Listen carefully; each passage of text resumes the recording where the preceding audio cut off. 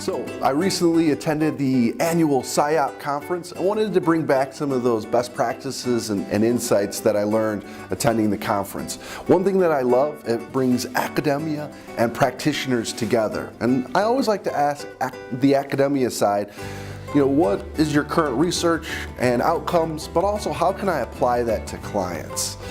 Now, I want to share with you 3 stories or conversations that I had. The first one, I was with an individual who was studying the presidential election's impact on employee engagement.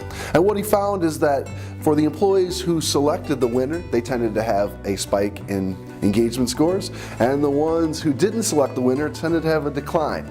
So I asked him, how should I apply this when working with clients?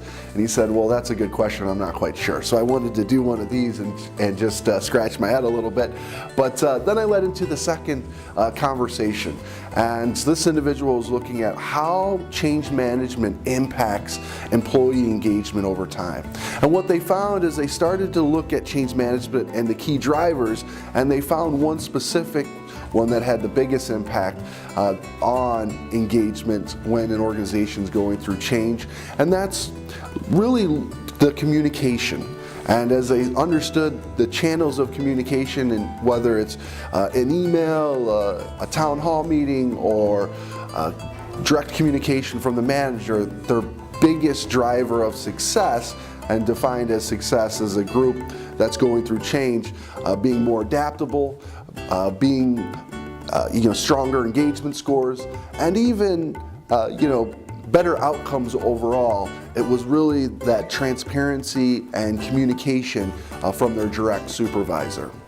Now, the third conversation that I had led into individual engagements. And what the individual was looking at is how are managers' individual scores mirror to their group scores that they manage. And what they found is that there was a very strong correlation. So if a manager tended to have high engagement scores, their group that they managed had high scores, and vice versa. If a manager was disengaged, their group was most likely disengaged as a whole. And so why I'm sharing you this information today is really that focus on the direct supervisor and their impact on the organization's levels of engagement.